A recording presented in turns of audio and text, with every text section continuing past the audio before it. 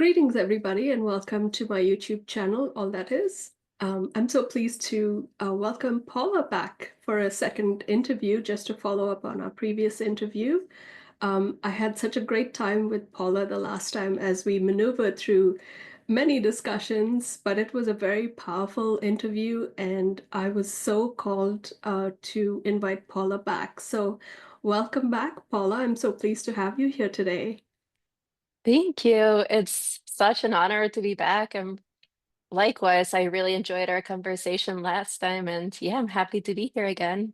Thank you. Thank you. Yeah, it's such a beautiful energy that you bring to my reality, let's say, and just my path as well. And after you mentioned that, my work had an impact on you, I was so curious to Mm. hear about your story. And so we went through that in detail. And so for our audience, I would like to invite you to, if you haven't already seen the interview that I had with Paula, I think it's about a month back, right, Paula? Just about, yeah, I had Yeah. just moved here. Yeah. Yeah, so I'll put a link in the description as well, so you can easily find that interview. But we had a great chat, and we covered quite a few topics. But specifically, we talked about Paula and her, I guess, her experience in reuniting, shall we say, with that fragmented energy of her oversoul, and how she discovered that energy and how she maneuvered and identified that energy, and then finally aligned it with her true higher self, if you will, and within her own energies. So, Paula, if you would like to, I don't know if you feel like giving us an update as to what's transpired since then, if any update, or have you had any sort of thoughts about what took place since that time? Yeah, I feel like the way that I've seen it manifested the most is just this greater capacity to hold more love within myself, which is such a beautiful thing, right? And it was a prayer that I had been praying for like months and months and months to just feel like inundated with so much love that it would pour out of me and I'd be able to share it with others. And that's essentially what happened with this integration, this soul integration, is that yeah, I'm feeling more and more that I have this greater capacity to hold more love within myself. And then I am going out into the world and like with any of my interactions, I'm just able to be present in that way for others. That's awesome. So you feel that alignment getting like has gotten deeper with your higher connection, is that right? Yeah, I feel like I'm embodying this new version of myself that is more of this pure unconditional love. Okay. And we sort of got to that point where we discovered, or I guess you discovered, that your fragmented energy was residing, if you will, within another living person on this earth, right? And so, have Mhm. you had the opportunity to reconnect with this other person? Has your relationship changed in any way? Yeah, I mean, I think we're very much still friends. Right before we had this potential to be a romantic relationship, but I feel like right now it's very clear that our paths are not in alignment, and so we've decided to just remain friends. But it is a beautiful friendship, I feel, because he's such a creative person and I'm such a creative person, and so we're able to share stories and songs and just kind of like root for each other in that way. That's beautiful. Thank you for Mm. sharing that. Yeah, it's awesome to see that manifest in your life, right? And be able to identify the texture, if you will, of relationships and how that manifests in your life, and sort of differentiate that kind of love that you feel, right, for this other person in so many ways, right? And I'm seeing that too, with my friends, with the people that are close to me. In previous manifestations, if you will, I was not able to distinguish that so clearly, but I do that now. And I guess it's a sort of a sixth sense, if you will, now, right? Because the veils are so thin, and we are able to figure out these energies for ourselves, and almost instinctively know where these relationships fit within our lives, if you will. Yeah. Do you sense that And too? it's this idea that when like we all get some sort of talk about the birds and the bees, whether from our parents or from society or from school, but it's really more about like sex and like sex creates life, right? Yeah. I'm not sure if I'm able to say that on here, but it's really about creation in the end. And that's what I was feeling in the beginning was that I needed to create something with this man. But it really wasn't creating a life. It was creating all of these beautiful stories, all of these beautiful songs, and sharing in that. And I feel like that's true for any relationship, right? Like when two human beings with beautiful creation potential come together, they are able to create all of these amazing things. And it's up to us to figure out what that creation is going to look like. Absolutely. Yeah, I totally feel that. So let's talk about your beautiful, beautiful outfit. I love it. It's such a vibrant, beautiful color. Is that a Yeah, traditional dress? it is. It's kind of a shawl. Oh, okay.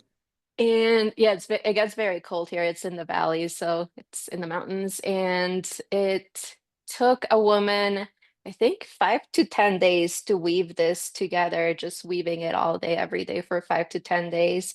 And there's so many different indigenous communities. They're all the descendants of Mayans, and they all have their own traditional weaving patterns. And so any city, any town that you go to in the area will have different patterns.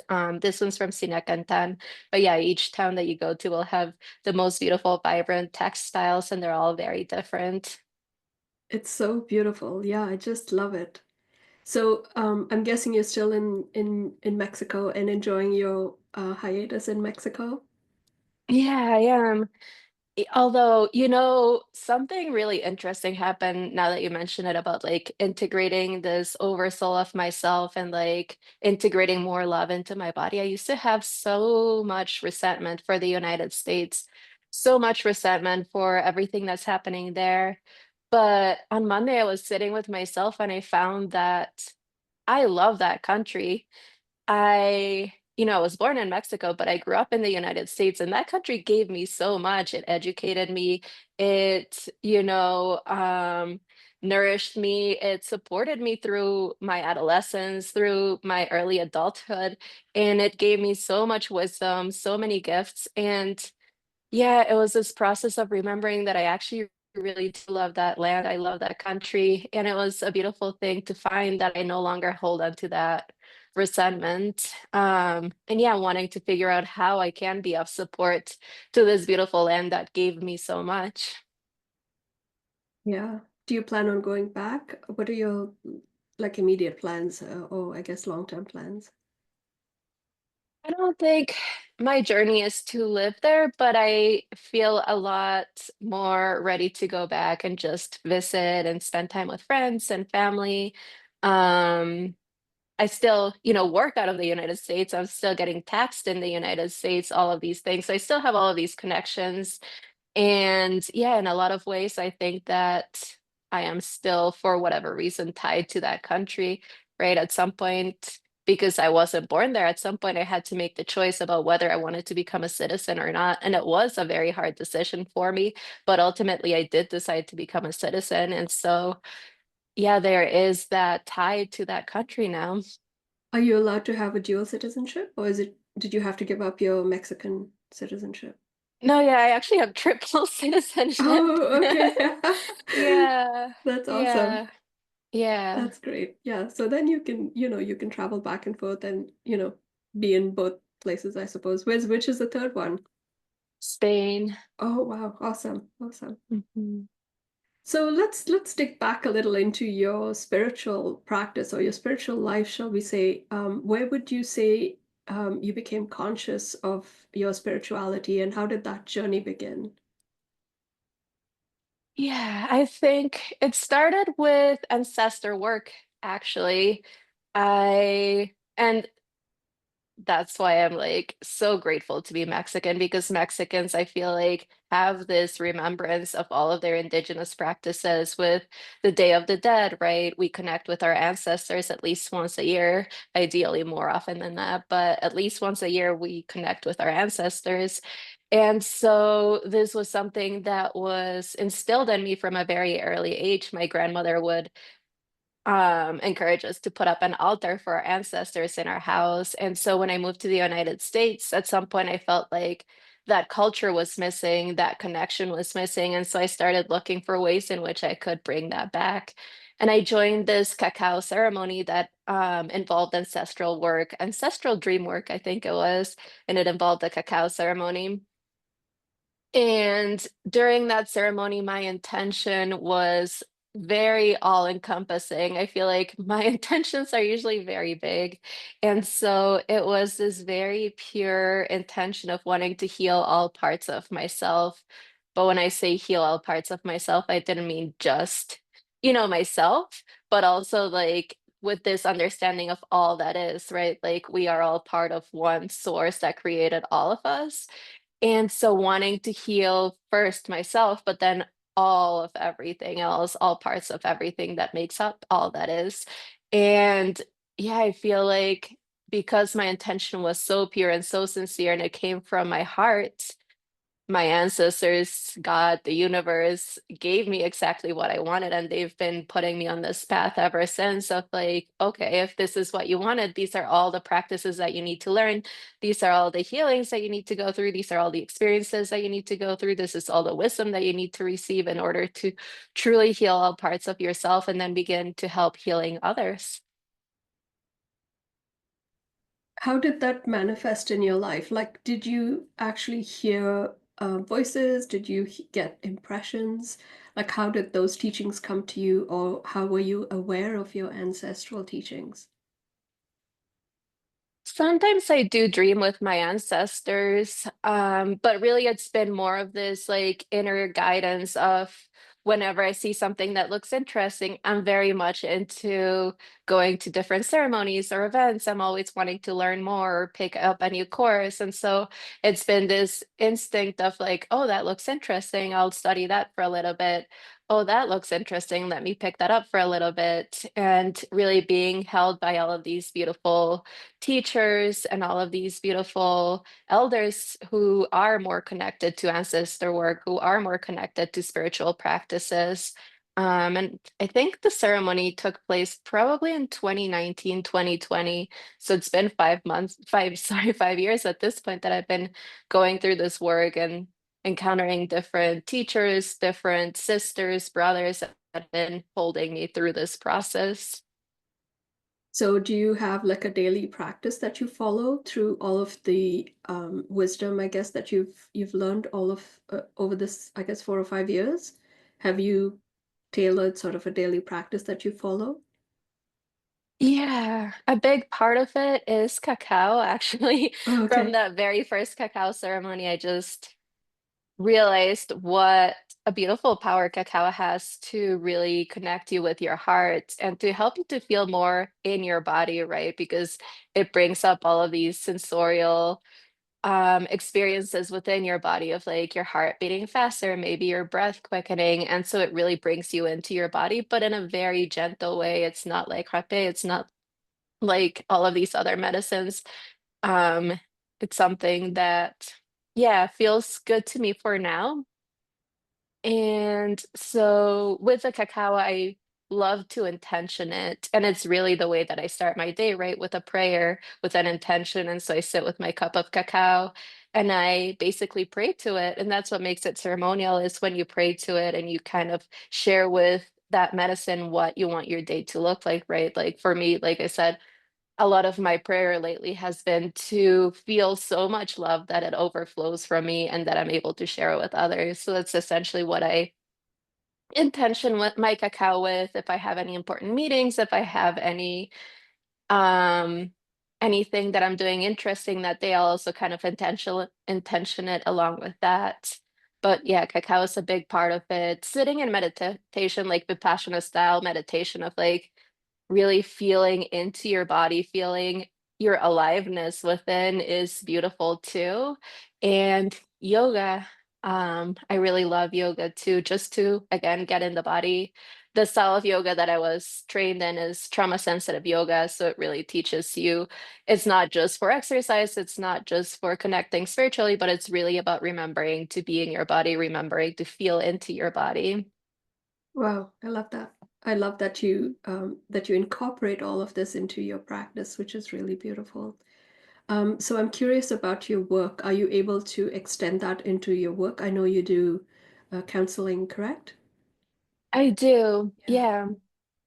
And definitely the trauma sensitive yoga is, very empirically proven. I trained at the trauma center, which is part of Harvard University. It was founded by Dr. Vessel van der Kolk, who wrote The Body Keeps the Score. So that's very like scientifically proven. I feel like, anybody who has medical insurance in the United States is able to access that kind of therapy because it has been so scientifically studied. There are other modalities that I'll kind of bring up if the person seems like they might be open to it. A lot of times, like I do receive inner knowing, inner guidance, and so I'll receive messages of like, oh, this person would benefit from doing like an inner child regression right now. This person would benefit from connecting to their higher self or connecting to a specific body part to know like why are they experiencing chronic pain right now. So sometimes I do bring those more spiritual aspects into my work, but a lot of the times it is more so talk therapy and just giving my clients different practices to help them to come back into their body, to stop dissociating, to feel into the love and the um into their love inside and to kind of notice different thinking patterns. A lot of it, I was trained also in cognitive behavioral therapy. So that's a lot of the work too, is noticing different thoughts and behaviors and kind of being so present that you are then able to change those thoughts and behaviors so that you can feel differently. Awesome. And I'm sure your clients must be loving it that you're bringing in all of these aspects into their lives and into your practice. It really does speed up the work. Like I said, with the clients who do more talk therapy style, um, it feels like I've been doing this work for since 2018 now. And so I've had patients that I see for like 3 years, and you'll begin to see them shift after a year or 2 years. But if I'm able to bring in, if they are more open, if I'm able to bring in all of these more spiritual aspects, all of these more embodiment pieces, and if they actually follow through with them, you can see the shifts a lot quicker. And that's a beautiful thing. How would you say your guidance, if you will, manifests through one of these sessions? Do you get like, um, I know you said intuition, but like, do you plan your session ahead of time, or do you just let it flow during your sessions? And from that higher guidance, like, do you feel like your higher self sort of gives you that impression? Like, how does it come through to you? Yeah, no, I definitely don't plan. I used to when I first started, when I was an intern, I felt very nervous, very anxious about what the session was going to look like. I didn't have all the tools I felt. And so I was definitely more of a planner. I was still kind of learning all of these different tools. And so a lot of it too was like, okay, I just learned this tool, so let me bring it into the therapy session and see how I can like weave it into the work. But now it is more so of just yeah, being open to whatever each person brings, and then you kind of don't even necessarily need to listen to the whole story because in the story there's a lot of pain and that's like things that you might end up absorbing. So you don't really even need to listen to everything that they're saying, but it's more about picking up on the patterns. Like usually you'll start noticing they repeat certain phrases, they repeat certain limiting beliefs, they have certain behaviors, and then especially once they start bringing in their family and their childhood, you kind of are able to tie, oh, this specific behavior comes from your relationship with your mother, with your father. So it's beginning to heal all those things. And so, yeah, it's kind of just less paying attention to the details and more so paying attention to the patterns in the conversations over time. Would you be open to me sharing your website so you can offer services to like how do you offer your services? Yeah. So right now I work for a group practice in Massachusetts as a therapist. And so if somebody resides in Massachusetts, that's my website.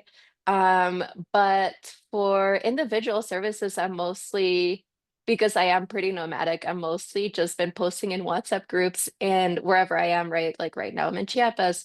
If I'm in Milan, I'll post in Milan. If I'm in Lisbon, I'll post in Lisbon, and just kind of like opening myself up to whatever expat or digital nomad community is available there. I really need to get on building a website, but I don't Does have it one have to yet. be a physical session or can you do it remotely as well? Yeah, I mostly do remote sessions unless, like I said, I'm traveling through a different town. A lot of my sessions are remote. And I think that in some ways that's better because if you do it on Zoom, you're able to record it. And so then, all the wisdom that you receive from your higher self, from source, from your ancestors, from whoever wants to come through during that session, that's recorded now and you're able to go back to it. And it's very oracular, right? Where like maybe when you come into the session, you'll receive the messages and you'll interpret them in a specific way. But if you go back to it 6 months down the line, a year from now, you'll receive the message in some completely different way because you will have shifted and you'll be able to have a different understanding of the words that you were telling yourself. Yeah, I love that. I love it when that happens. It's like reading or rereading a favorite book of yours, right? You That's see right. it from a totally different perspective. I love that. Um, so for our viewers, I just wanted to remind you to put a like on this video, go back and check out the previous conversation that I had with Paula. I'm actually coming up to 1,000 subscribers, so I'm very excited That's about that. amazing. Thank Congratulations. you. Well, I'm not there quite yet. I've got, I think, 15 subscribers short, so I'm excited. It has been quite the adventure, I should say, to get to that stage. But yeah, I'm really grateful to be on this channel and this forum, and grateful to all the people that have subscribed to my channel. So having said that, put a like on this video and share it with your friends so that we expand this community and bring more people in to get a glimpse of the guests that I bring in and perhaps my work as well. So thank you. I'm so grateful. So Paula, we'll just shift gears a bit and take us on a journey, if you will, through the El Camino and your adventures through Spain and France. Yeah. And this is something that I've been really sitting with for a while. I think since our last conversation, it's been very present because this El Camino de Santiago is basically this medieval pilgrimage that was kind of created by the church to basically make money, right? Where like pilgrims would come from all over medieval Europe to Santiago de Compostela, which is almost at the westernmost tip of the known world at the time. And in walking and doing this pilgrimage, they were basically able to liberate the soul of one of their deceased loved ones. So they were not even doing the pilgrimage for themselves because in Catholicism, there's this belief that, as long as you're alive, you're sinning. And if you sin, you can't go to heaven. Um, but they would do it for a deceased loved one who had already died. And so they were walking in order to kind of liberate that person's soul. And so once you got to Santiago de Compostela, you would receive a little piece of paper that would tell you that basically you're not going to go to hell. Um, and the interesting thing about this Camino is that it's so much older than that. It actually goes back to Celtic times. And I feel like this is true of indigenous peoples all over the world, right? Where they were so in tune with the land, so in tune with the energies that they knew where the ley lines were, and they followed those same migrational patterns over time. They were walking in line with these energy lines. And so I feel like the Camino de Santiago really is this ley line, this energy line that the Celts were following. And yeah, if you dig into archaeological records, you can actually find evidence to support this fact. And the pilgrimage did not end in Santiago de Compostela back then. It ended in Fisterra, which is the end of the world. Again, the end of the known world at the time, where the sun would set every day, and in order to be reborn again the next day, right? And they had a temple there called Arasolis, which was basically a fertility site. And there, again, there's still evidence to support the fact that even once it was converted to Catholicism, even after the cathedral was built in Santiago, people would still go to this very small um, monastery in Fisterra as couples wanting to conceive. And so this has been a sacred fertility site since ancient times. And yeah, the energy there is unbelievable. There is still a lot of Celtic ruins in the area. There's stone circles, there is dolmens, there are unfortunately at Asolis that temple is no longer there, but you can probably still pick up on that energy if you go sit there. And even just, being able to sit and watch the sunset over the Atlantic is such an impressive sight.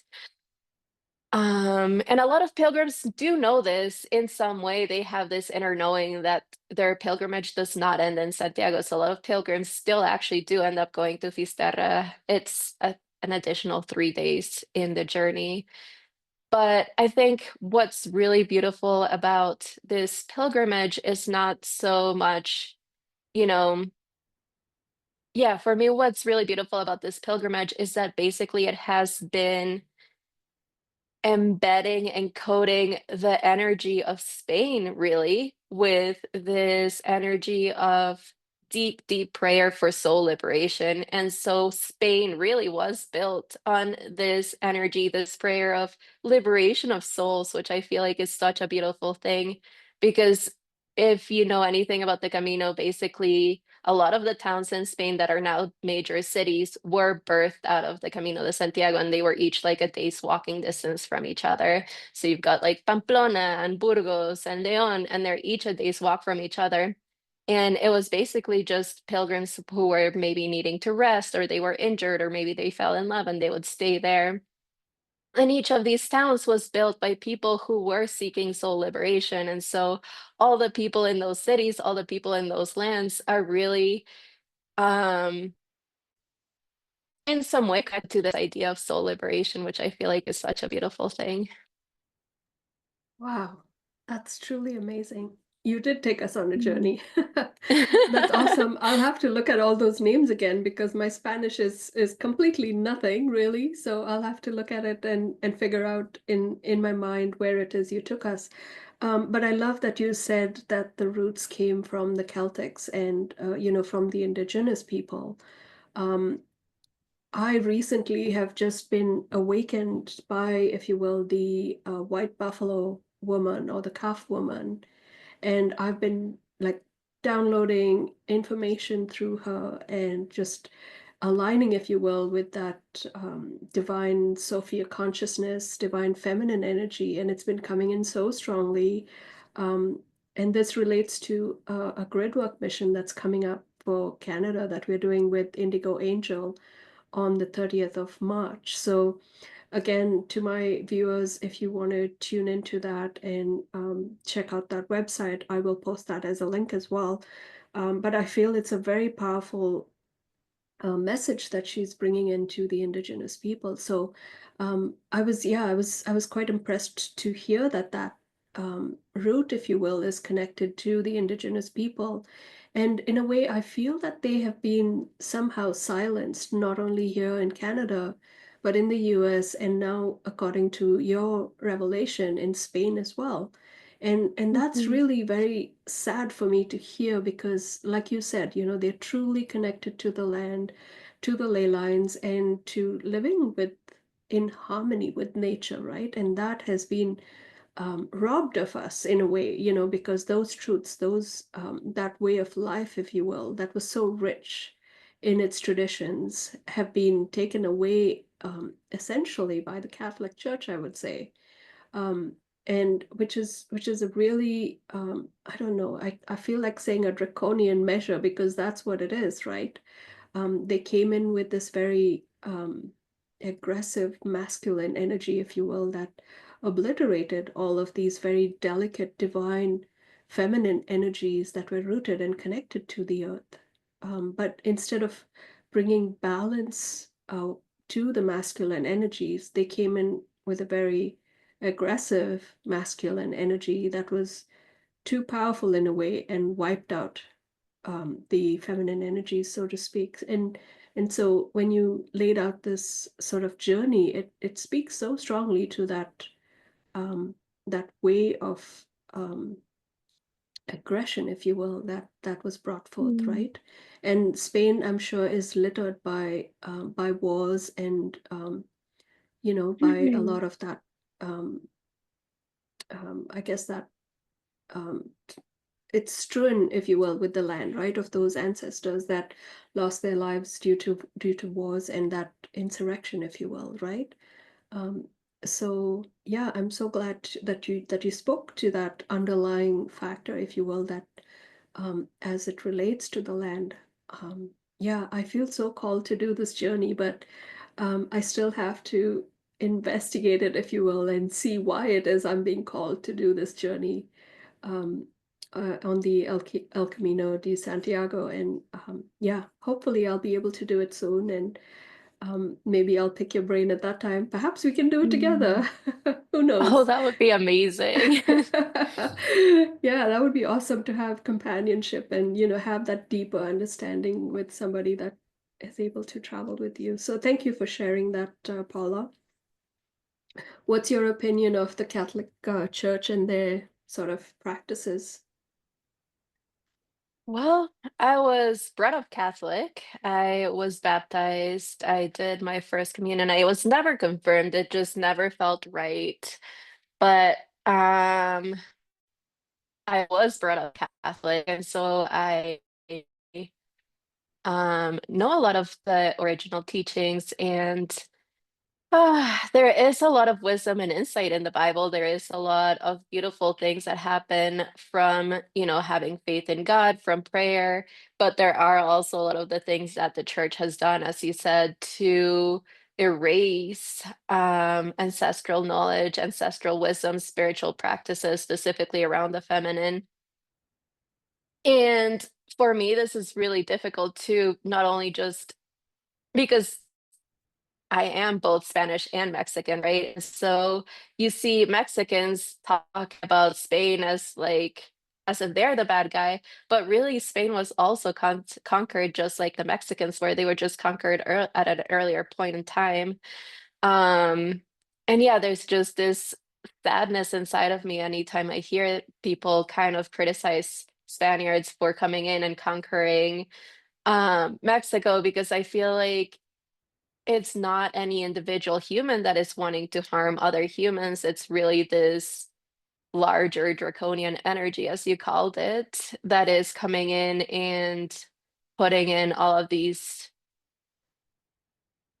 indoctrinations to prevent us from connecting to God, connecting to love, connecting to all of these beautiful ancestral spiritual practices, connecting to how amazingly wise our ancestors were. Like the wisdom is here in Mayan land, the wisdom is there in Spain.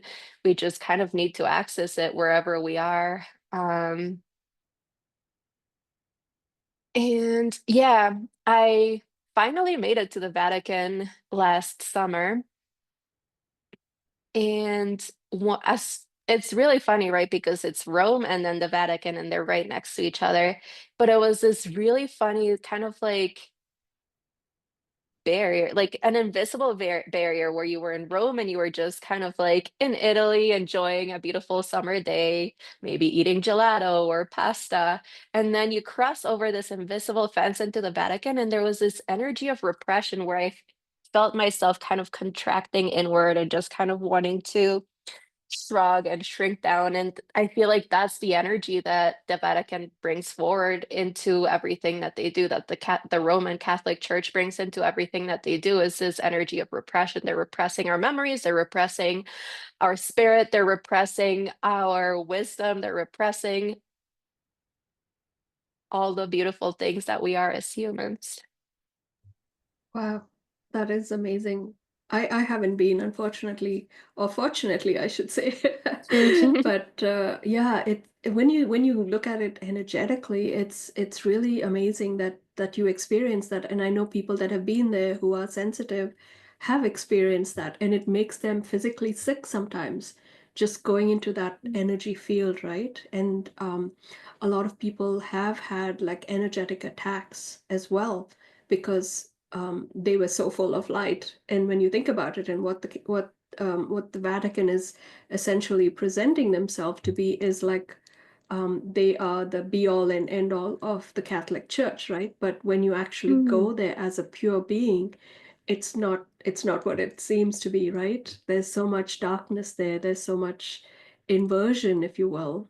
And I'm just Yeah. coming at this from a very um, it's just my instinct and my perception of what has been taken place, right? And as you know, I channel Mother Mary and Mary Magdalene and Yeshua, and so my second book was a pure transmission from Yeshua himself, and so from that, it was like hearing his version of events, if you will, and how things transpired, right? And so um, my background with the church was I knew it was sort of there because I was born into it. I was born into a family where my mom was Catholic, my dad was Protestant, and so I was baptized, if you will, at birth as a Protestant. And then when my mom and dad split up, I was about 14 when that happened, and my mom got us baptized in the Catholic Church. And so I went through the motions, but my heart was never in it. I was always searching for something that was more believable, if you will, within my heart. And so Mm. until I was, I don't know, 26, 27 was when I, finally sort of started to get impressions of where my true spirituality was actually calling me to, right? And so that's when I stumbled into Buddhism and meditation and yoga and all of these things, and I felt comfortable, if you will, within myself to be in that presence. And so fast forward to Yeshua coming into my life and exposing me to the truth as he saw it, from the perspective of a light being and his incarnation, if you will, on the earth as Jesus, and how the Romans, and their aggressive nature and their energy reflected on their Mm. gatherings and their teachings.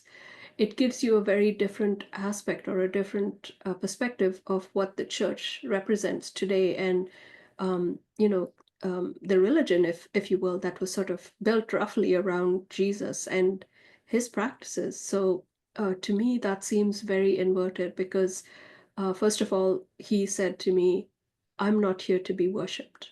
That's something that I will never agree to. I'm just like you and anybody else.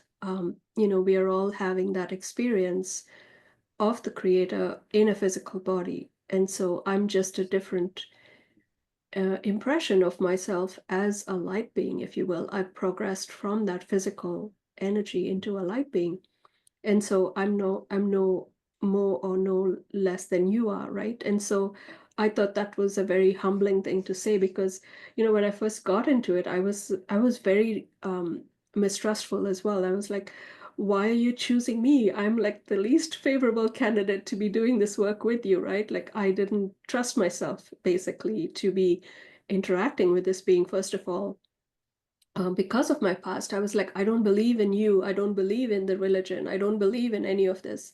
And he was like, precisely, I want you to come at this from a very authentic perspective. I don't want you to have any preconceived notions about me or about religion. I want you to come in as a pure being, with no idea of who I am or what I am. And so that's how my relationship, if you will, began with this enlightened being. And it's been truly fantastic to, first of all, write the book and perceive this being from a different um, perception of what what the Catholics see him as, and what religion sees him as, right? Mhm. And so it's it's been a very fascinating journey in terms of what this being brings to me on a daily basis, and the teachings that come through. And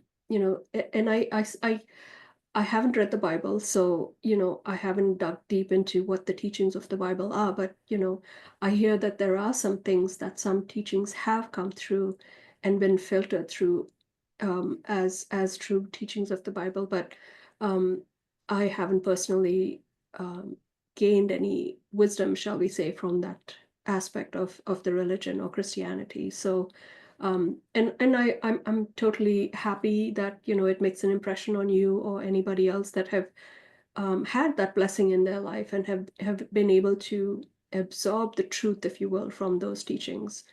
Um, yeah, my life has taken me on a very different path, but I have no regrets to being where I am right now, and with what is being manifested, if you will, in the world right now. It's like that true Christ consciousness, if you will, is strongly coming through with, like I was just telling you about, the Sophia consciousness and the Christ consciousness and all of that coming through very strongly now into the land, into the people, into our reality as we sort of um, birth into that age of Aquarius and bring in those new earth energies, right? And so I think all of this is sort of woven together, if you will, into these true authentic energies of these beings and what they represented within their own incarnation. So I'm really pleased to see all of that come to light now.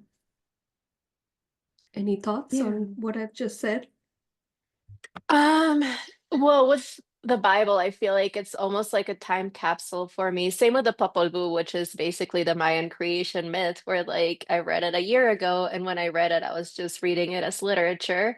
But then after experiencing a lot of different things and actually going on Mayan land and being activated by different pyramids, and different sacred sites, I was able to kind of understand it in a different way. And same thing, like, I went to catechism, I went to Catholic school, I took a Bible literature class in high school, all of these experiences that put me in contact with the Bible back then.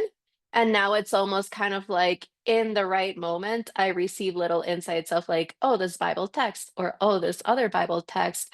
And yeah, so it's almost kind of like a time capsule where like I read it when I wasn't really under able to understand it, but it's in there, and so I'm able to bring it up whenever I need to. And with the Vatican, that's the saddest part about the Vatican is that it's actually built on an oracular site. It was originally an oracular site similar to Delphi, and it was a very feminine site where people would come and receive prophecies. And so all of that is deep in the earth, and that's kind of all of that, all of that repression energy, all of the dark parts of the Vatican are kind of covering up this really beautiful feminine energy from the Etruscans, which were the native people of Italy before the Romans. Yeah, so that was kind of like when I went to the Vatican, I combined my journey with going to an Etruscan sacred site, and that was kind of a beautiful light and dark. Because it turns out that the Etruscans, I'm also part Italian, and so the Etruscans, it turns out, also celebrated their deads. They would go into the tombs and kind of have these beautiful feasts with their dead, and they also kind of like knew about the energy lines. And so yeah, it's just beautiful to know that like wherever I go in the world, there are these indigenous practices, even if they have been like really repressed, whether by the Romans, whether by the Roman Catholic Church, it's still in there. Keep going. I'd love to hear more about your other travels. Yeah, no, seriously, no, I love hearing about your travel stories. Yeah, I feel like for me, a big part of it is new world and old world, right? Like a lot of people feel very resentful about the fact that the New World was conquered by the Old World. But for me, I feel like because it is part of my identity, and I think you brought it up earlier where like there's been so many wars in Spain, right? Like my family, part of my family that came to Mexico was in conquer mode, right? Like one of my original ancestors came here and like my grandmother remembers this story about how one of my original ancestors came here and married an indigenous woman, and his Spanish family did not want to stand for that. And so they actually kidnapped him and brought him back to Spain and brought in somebody else to kind of take over ruling that part of the country. But there are also parts of my Spanish family that came here more recently, and they were actually refugees. And so Mexico actually took them in as refugees and gave them the same support that I received when I moved to the United States. Um, and so it's this idea of understanding that complexity, that it's not the country itself, it's not the land. Like Mother Earth is beautiful and supportive and nourishing and incredible and holds so much of our ancestral wisdom. And it's really these energies that have come in and kind of hijacked all of that. And it's also not humanity, right? Like it's not the English, it's not the Spanish, it's not the Romans. It's the energy that kind of came in and hijacked all these people and imposed all of these methods of repression. Um, Yeah, and so that's, I think, one of my biggest gifts is that because I hold all these different bloods inside of me, I'm able to kind of like go to different places and understand the culture of all of these different places, and not just the culture as it is now, but like really go deep into the ancestral memories of each land. I love it. I love it. It's like all of it has been whitewashed in a way, right? With tourism and how they promote Mhm. tourism of the land. It's like putting like an impression on top of the land that's sort of very shiny and you know yeah, yeah, I would say tourism is the devil in disguise, if you will, right? By presenting something that's not authentic to the land. And so people go there with this impression of, yeah, I'm going there just to, go to the beaches or go to the hotels and um, not dig deeper into what the actual Aboriginal people. I mean, there are some that, go into the lands and dig deeper into the background of what and who it is. But I really appreciate your insight into where and how you travel and get that. You're able to sort of move with your own senses, if you will, and direct your Hmm. travels in that way, which is, it makes for such a rich experience, doesn't it, when you go through these lands and you figure out all of these things for yourself and you engage, if you will, in the land in a totally different way. And so that just makes it such a richer experience. So have you traveled extensively within Europe?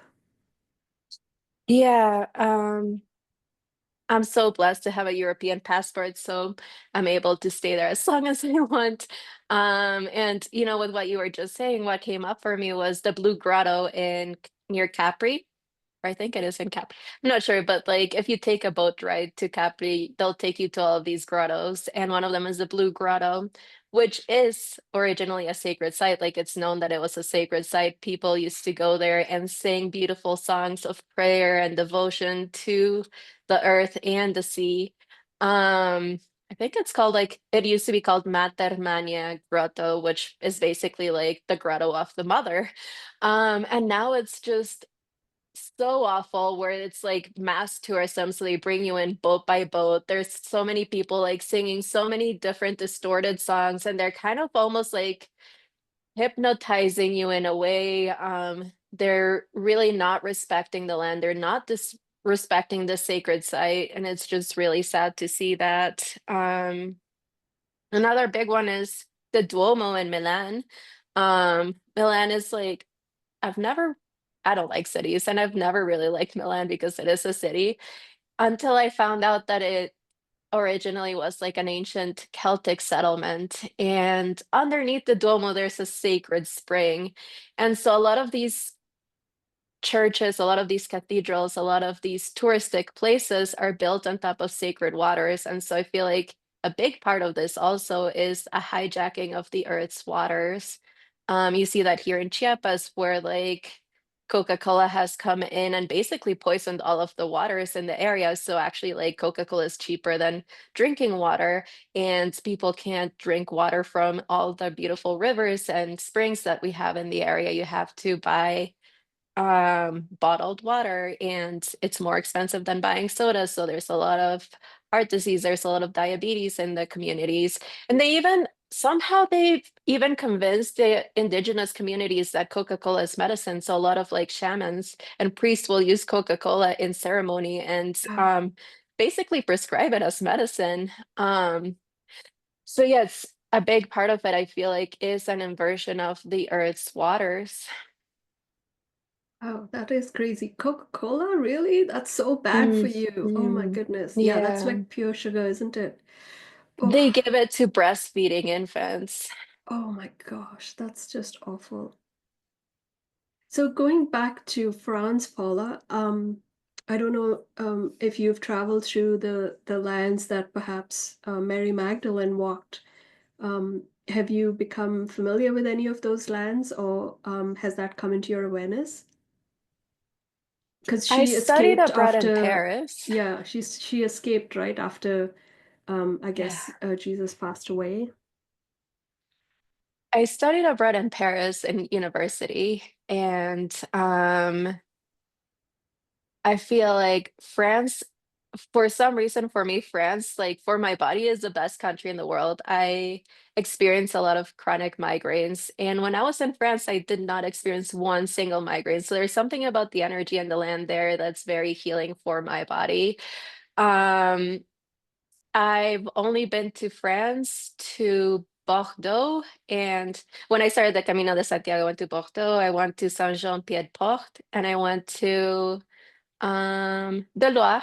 I went to the Loire, but which is where Leonardo da Vinci kind of had a workshop at some point. But I've never made it to the Magdalene sites, and I feel like there is some resistance within me. I don't know if, yeah, part of me in a past life has experienced atrocities there or something, because I have this calling to go back. I know that it's a beautiful land. I know that I feel good when I'm there, but I'm also kind of like, I was in Europe for 5 months one summer and I went all over the place. I went to literally every country on the continent, and I didn't go to France. And so that, yeah, there is something in me that's kind of been resistant to going there for some reason. Um, but yeah, I do think that there is something there for me. The Cathars are also fascinating. That's something else that I kind of want to explore. But yeah, the opportunity hasn't shown up yet. Great. Well, maybe we'll definitely go together. I'd That love to would be travel with you. amazing. That would be awesome. Let's see. Oh, yeah, I wanted to touch on your ayahuasca ceremony. Do you feel Mm. like chatting about that? I'm always curious because um I haven't had the opportunity to indulge, shall we say, in an ayahuasca ceremony, but I've heard so many stories, so many breakthroughs, shall we say, in people's not only spirituality, but just healing within their own body after they've gone through an ayahuasca ceremony. So, if you want to just take us through what that meant for you and why it is in the first place you decided to go for one. Have you gone to multiple? I've done three at this point. Oh, okay, cool. And yeah, I feel like plant medicine is interesting because each plant has a personality. And for me, ayahuasca is a funny woman. She's very, very funny to me because my initial ayahuasca ceremony was so beautiful. It was basically very gentle. It was almost kind of like a connection with my inner self and with love, where basically, yeah, I felt all of this beautiful love within myself. And I, at that point, I'm almost sad that I missed this specific nuance where it was really my higher self and God that was like the love that I was experiencing.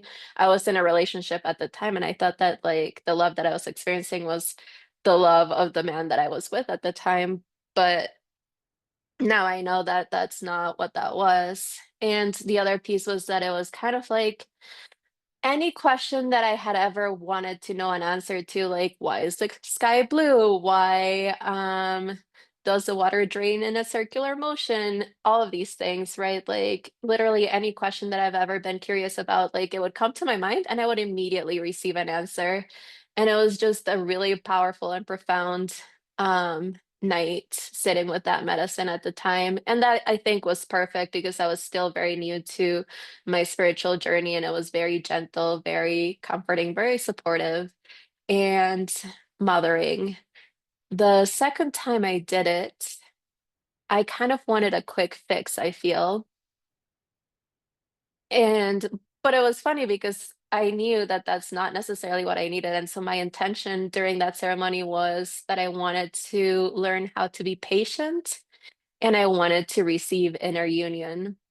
And during that ceremony, which was about a year and a half ago, I didn't actually receive any insights. I drank a little bit of the medicine and I was able to keep it down, but I didn't go on any journeys. I didn't see anything. I didn't receive any insights, I don't feel.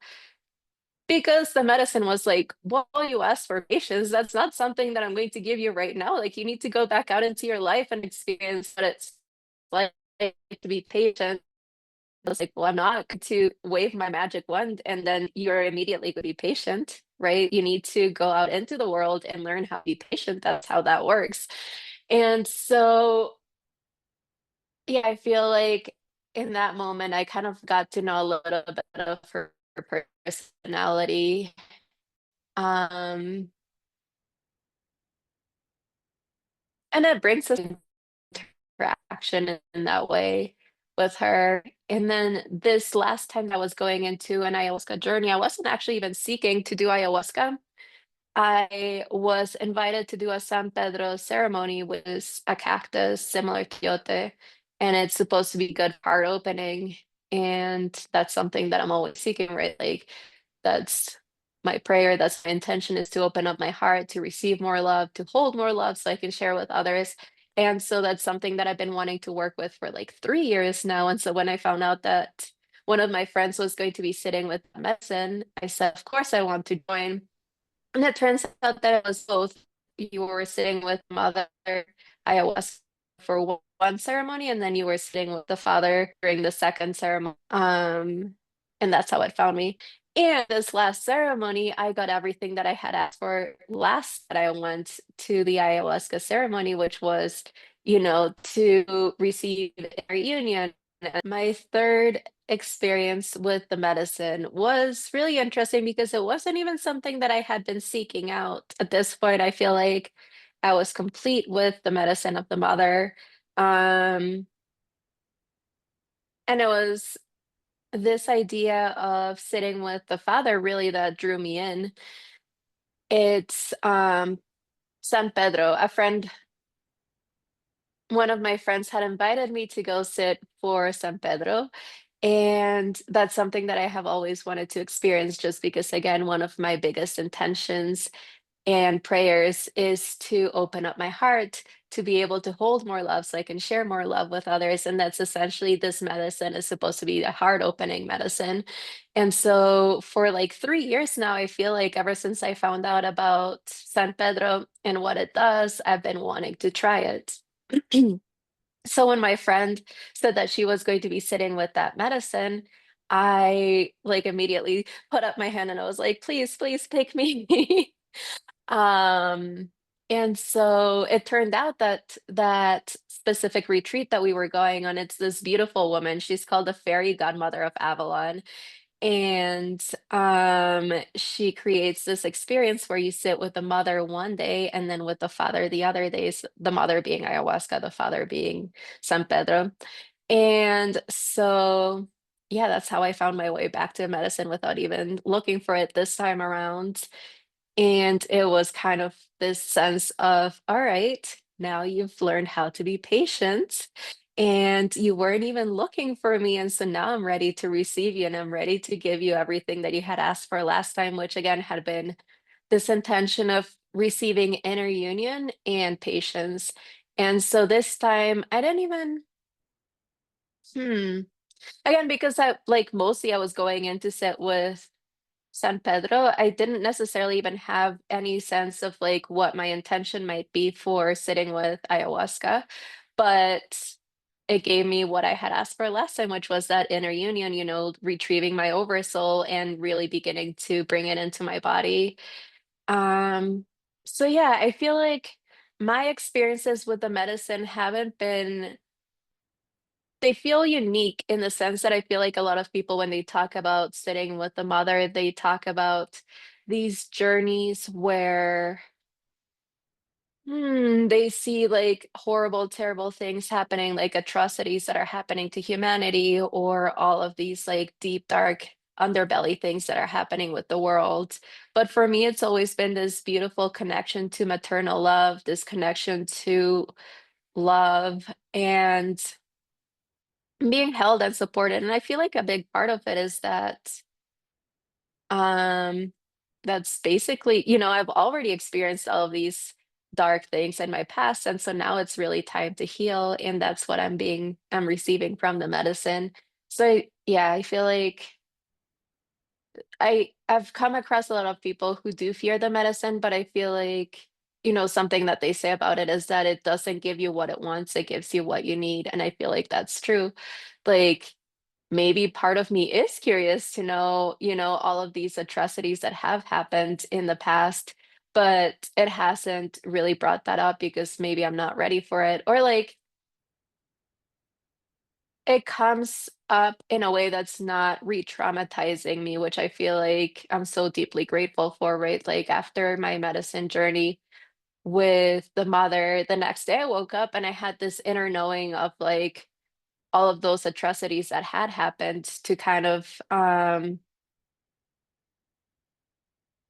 basically tear our souls apart, to fragment our souls in the past, but it was almost like a story. It wasn't something that I had to live through or that I had to re-experience. It was just like this knowing that it had happened without all of the trauma, without all of the pain, without all of those dark things that happened. Um, yeah, so I'm really grateful for that. I don't know if that answers your question. I feel like it got a little bit split up. No, definitely. And I apologize for the connection. I don't know what happened there. Perhaps some of it was not meant to come through, but I'm grateful to you Mhm. for bringing those stories through. Um, yeah, for me, it's and as you rightly said, it's the fear. Like I'm very skeptical because of my past and because of my entanglement, if you will, with the Draco and with those darker energies and um, my soul sort of birthing, if you will, and where my origins, if you will, come from. And so I feel drawn to it, but I also feel that resistance, and I think what you said is the truth. It will probably give me the healing that I need. But again, I'm very fearful of that as well because of what it is that I know and what it is that has come into my realization. So yeah, I still have to dance with that for a bit longer before I indulge in this, shall we say, but I'm truly fascinated by, your experience and thank you for sharing that. And just, people's stories, if you will, that have gone into these, into the depth of those realizations. But I don't think I haven't really had any sort of stories that have been bad or negative, it's always been a discovery of their truth, of their soul's path, whether it was um, through the ring of fire, if you will, that they did come into that realization, or whether they had to purge and, go through that physical change, if you will, right? That happens when you do take this medicine sometimes, right? You have to go through that physical shift, if you will, and expel all of those energies within your physical body before you get into sort of the other more subtle realms, like the Mm. emotional or the metaphysical realms, if you will, right? And so Yeah, it's truly fascinating for me to hear these stories and how the medicine works, how it goes with, if it's deep into your cellular memory or into your cellular body, and then work its way out into the outer layers of your being, if you will, presenting you with all of these energies and these healing modalities that you perhaps are longing for. So it's truly amazing. Yeah. And I like that there's a And balance between the masculine and feminine as well. Thank you for sharing that. yeah, this woman, I don't know how she found her medicine, but I feel like the way that she does it is perfect, where it Where is is, this, by like the you way, said. Paula? Where Well, did you go?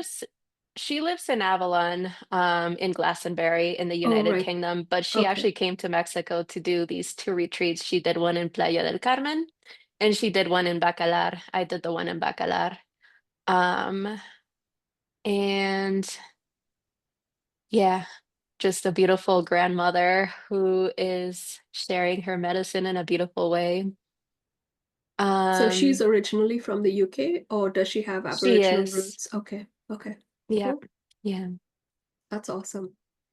Yeah, I've Yeah. heard of people going deep into the Amazon to experience these sort of things. And, there have been others that have come back into the city and have concocted their own sort of medicine, if you will. But I'm always worried that, there's no authenticity to it when they bring these Mm. sort of medicines back from those original um, earth energies, if you will, right? So, yeah. This one was interesting because the vine came from Brazil and it's this concoction, as you said, it's the vine, which is ayahuasca, and then it doesn't work if you just drink the vine. You need to mix it with this. We have these like blockers inside of us, these inhibitors that prevent us from accessing the medicine. So we need to take something to kind of unblock that.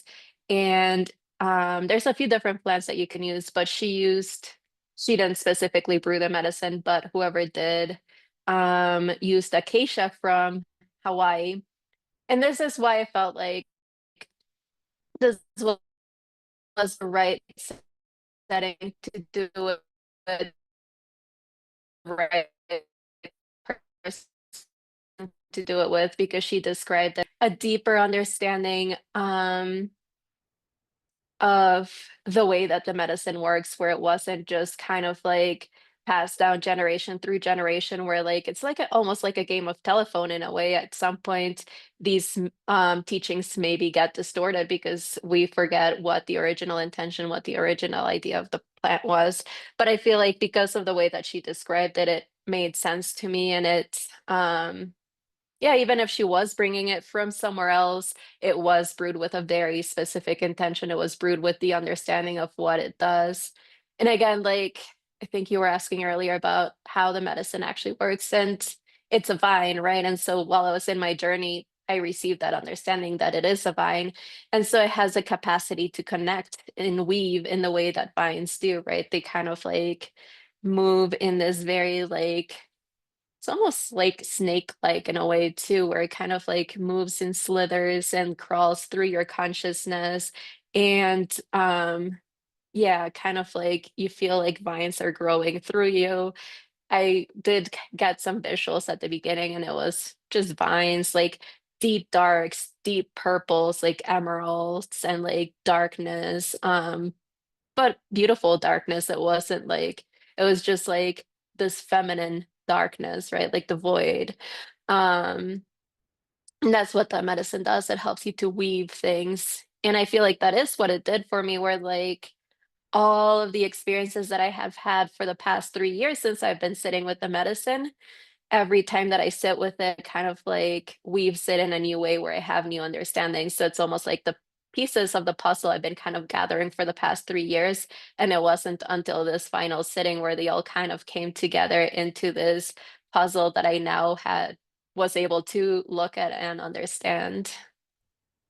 Wow. So it's like weaving to be expanded in a way, right? That's awesome. Mhm. Yeah. Yeah, that's such a beautiful story. Thank you for sharing it. I hope it comes through okay with all of the interruptions we had. But it certainly was a very high vibrational experience for you, and I'm so glad that you got to experience it. Yeah, and I think that's something that I forgot to mention last time, which I feel like is very important. That like, last time I sat with the medicine, I had a certain level of immaturity, right? Where I was wanting to sit with the medicine to receive like a quick fix. I wanted this like magic wand to come in and like basically fix my life. And it's funny that I ended up this time sitting with somebody who is called the fairy godmother and who essentially did that, where she waved her magic wand and like I got everything that I wanted. But before I was given all of this wisdom, all of this knowledge, all of these gifts, before I was given all of this healing, I had to cultivate that maturity. I had to learn how to sit in meditation. I had to begin to clear and purify myself from the inside and kind of clear my own traumas through Vipassana meditation. I was sitting at least 1 hour every day doing that. I had to train my ego, right? Like I wasn't doing this out of this sense of like I want to do this because I want to heal people because I want money. I want to heal people because I want money so that I can help to preserve the earth's sacred lands, the earth's sacred waters. And so yeah, it was basically developing this purity, this innocence, this love for creation before I could receive everything that I needed to receive from the medicine. And I feel like yeah, in a way that ayahuasca is really good at being a gatekeeper of that knowledge and not giving it to you until you're ready. Oh, and actually, that is the intention that I set for this ceremony. I wanted almost like a rite of passage where I kind of saw myself moving from maidenhood, from adolescence into full adulthood, full maturity. And I feel like I did receive that because the place that we did the ceremony was this beautiful temple. It's called a temple to Mother Earth, and it's 5 levels. Each level is dedicated to a different element. There's like earth, fire, water, air, and ether. And so we did it in this beautiful temple. We were all asked to wear white, and so it was very a beautiful ceremony where it was very much intentional. And then when I received the inner union, it feels like it was almost like a marriage. It was a wedding for myself. It was that rite of passage that I wanted. And so, yeah, I'm really, really grateful for that experience. Awesome. Yeah. Thank you for sharing that. I think it's very important, isn't it, to have that intention before you go into something as powerful as a ceremony like this. It's almost like you are shaking hands, if you will, with these divine energies, right? And the same goes for your spiritual practice in a way, right? It's like you need to come up to a certain frequency, if you will, within your own energies to be able to dance, if you will, with these energies, right? And so there's that alchemy, right? In having that. As you called it rightly so, that marriage, if you will, of the two frequencies, right, between yourself and these energies and what they're bringing forward for you, you have to be Mm. in that receiving mode, if you will, to receive those blessings and those messages. If you were, tainted in any way, then it would be like, a water on a duck's back. It wouldn't make that same impression as it did for you because you were so ready to receive it and you were in that mindset, if you will, to actually receive those messages, in that mature mindset to receive those Mm. messages, right? So I think it's truly important to have that intention and to be in that right frame of mind to receive those energies and know what to do with it, right? Because That's you right. may not be able to sort of receive something that's so huge, so overwhelming, if you will, right? If you're not in that state of mind to receive it. So I think that saying is so true, where the universe will give you only so much that you're able to receive, right? And so I Mhm. see it that way as well for any sort of spiritual practice, right? The more you open up, it's like the more you're given, right? The more the universe says, okay, you're ready for this, here you go. And even for me, sometimes what I get and what I receive can be so overwhelming. And so what I do is I break it down into like palatable pieces, if you will, right? To then receive as much as I can, and then sort of go back and receive the whole picture once again, So I find myself, like we talked about earlier, going back to a favorite book, if you will, going back and listening to something again and seeing it for the entirety of what that message was in the first place. So even for you, perhaps, if you reflect on your journey or any of your past ayahuasca ceremonies, if you had a way of recording them, I'm sure there'll be something in there that will trigger you, and you will have that, different aspect or different perspective of what that initial ceremony meant to you at the time, right? So I think it's totally fascinating. There's all these layers that we are being offered up that trigger us when we go back and receive these gifts from the universe in whatever form it comes to us, right? And so, yeah, thank you for sharing that, Paula. I'm so glad to have this opportunity to pick your brain and, give us that expanded information, if you will, that you have received as a blessing in your life as well. Yeah, Oh, thank did you. I It lose you? is Okay. always a pleasure to talk to you. No, Am I you're still you're here? good. You're good. It seemed like you were frozen Okay. for a second.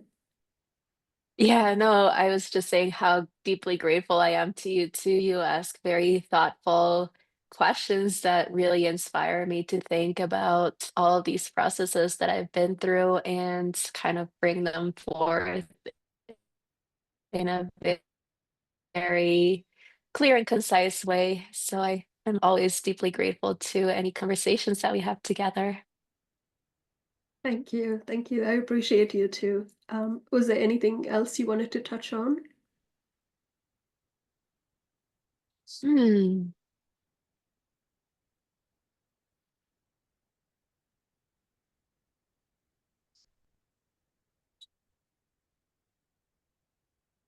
I don't know if necessarily, like, I feel like this is a big topic, but something that I've been starting to notice is that a lot of times we blame outside forces for things that we're really creating in our own experience, right? Like this idea of an alien love bite. Um, it's not something that happens just like it's not just an outside force that creates it, right? But we need to also allow it to happen. And so something that I've been kind of sitting with is this idea of like, you need to open yourself up to that in a way. You need to kind of step away from this innocence, this purity of what creation and all of your creational power and potential is, and begin to move into these more distorted views of what love is. And um maybe even begin to move into these areas of like sexual perversion, and that's kind of what creates the alien love bite, is you kind of like opening yourself up to those thoughts, opening yourself up to allowing yourself to start thinking about those things in those ways. um yeah, it's something that came through for me last week, so I'm still kind of sitting with it and figuring it out, but I feel like it's a lot of times it's easy to blame outside forces, but I think that we're kind of taking our own power away in a way by doing that, because really the power is within us to make that choice every moment of every day to act in righteousness, right? To not let those mind viruses come in and kind of infect us, to be present with ourselves and to choose, no, I'm not going to follow that thought. No, I'm not going to explore that. I'm going to stay in integrity with myself. Yeah, thank you for sharing that. Yeah, that is a big topic, isn't it? And for me, that sort of goes back to the inversion, if you will, of how these things came about, right? But Mm. when you think of it on a higher level, so to speak, it's like we as human beings, I think we need to first make that tentative step, if you will, to first of all realizing that we are not just beings on this earth as humans, but we are interdimensional beings, and we need to vibrate in that aspect of our being. And for us to take that step, it's often very daunting for us to first of all align galactic history, if you will, within the history that was taught to us, which is a total inversion of what our truth is, right? And so there's many aspects that have been hidden from us. And so we've been brainwashed into thinking a certain way or behaving in a certain way, whether it's socially or politically or um, ancestrally, right? Because all of these things are how we came to be, and we've followed a certain pattern, if you will, right, into coming into fruition, and how our lives were guided to this very point in our life, right? And so it's as if when we look back, everything was essentially a lie. And so we are at a point in our lives now where we have to sort of reconstruct everything around what is now coming to light as the true blueprint, if you will, of our own energy, right? And so if you look at it from that perspective, it's like you're starting afresh, right? You're starting from a totally different perspective and looking back and picking up those pieces that were true to that original true blueprint of your own identity, if you will, from that multidimensional or galactic perspective, right? And so it could be quite daunting for a lot of folks to come at it from that perspective. And so um, yeah, I don't know if that matches up with where you're coming from, but it seems like that one perspective that you mentioned, which is, the sexual perversion or, did you say sexual perversion, right? You did mention that. Mhm. Yeah, so that's all sort of wrapped up into this inversion or this depravity, if you will, that comes in from that alien invasion, if you will, right?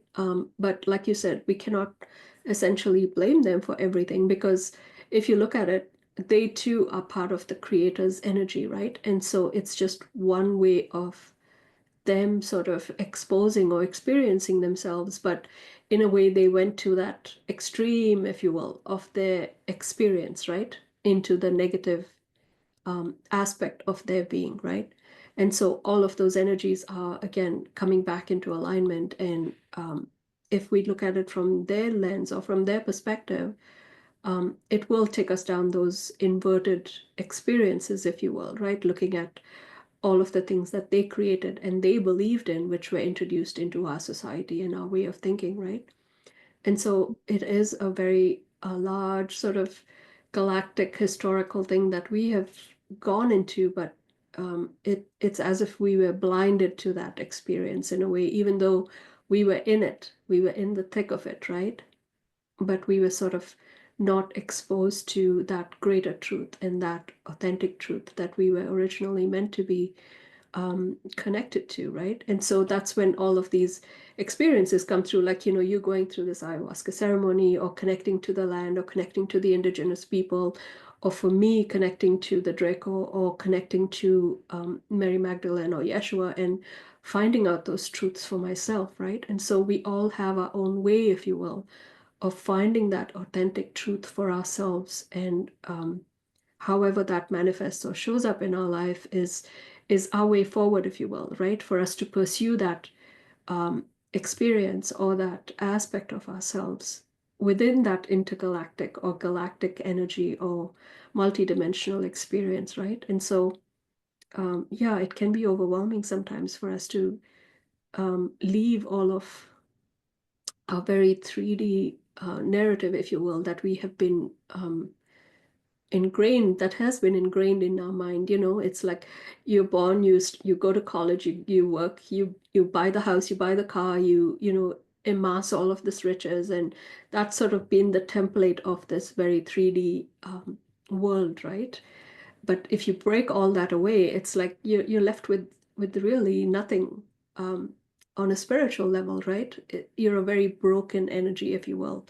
And I think that's the struggle for many people. They have no foundation, if you will, to go back to if you take away all of those material things.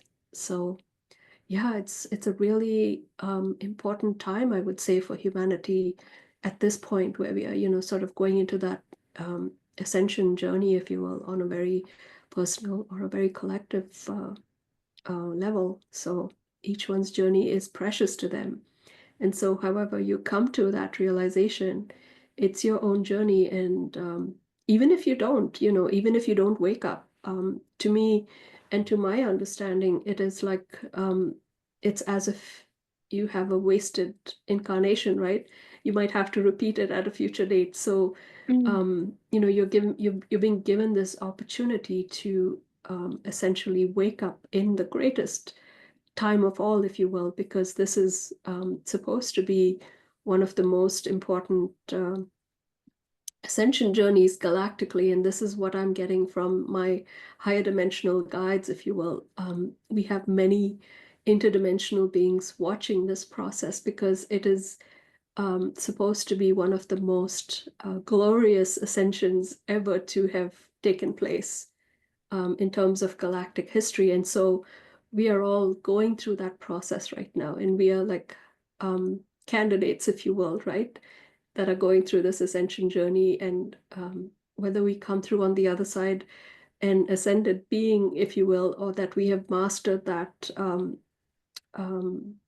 initiation into becoming a light being in its true form, or whether we come through it with blinders on, it's totally up to us in which path we choose, right? And for me, it's like, no, I want to be awake. I want to be, I want to experience everything I need to experience in order to get through this experience. And so, like you said, it can be a very overwhelming experience. So for me, it's like, yeah, don't bite off more than you can chew. Just take it in little installments and get the whole experience and make it a rich experience. So that is my intention. Mm. Yeah. And the other piece to keep in mind is, again, it's a choice, right? It's a constant choice. We need to, moment by moment, be choosing to be alive, to be present, to be this fully embodied, multi-dimensional being, um, choosing to live life as our creator intended us to be living. Absolutely. Well, Paula, thank you. I really appreciate this conversation. It has been such an enlightening experience for me. Mm, Any thank parting you. words? Mm, no, just again, really grateful, really honored to be able to share in conversation with you. It's always very enriching. I feel like there's so few spaces where I am able to have these deep conversations, and I'm just really grateful whenever I can find them. Thank you for saying that. I really appreciate it. You're welcome to come back anytime. My doors are Mm, always open. thank I you. really, I really look forward to having that. So thank you, thank you, thank you. I really appreciate it. To my viewers, thank you for tuning in. I really appreciate you being here. And again, I'll have all of the links in the description for you to go and visit with Paula as well. And I would again encourage you to check out our Gridwork mission, the Canadian Gridwork mission that's taking place on March 30th of this month. And so, yeah, just keep in touch with my channel. There's a lot of good things happening there. Um, I try to keep the 11:11 transmissions from the Ascended Masters every other day, but if they do come in very strongly, then I just sit and blast it out the same day. So just keep an eye out for those. They're always very enlightening. So thank you everybody for tuning in. Namaste.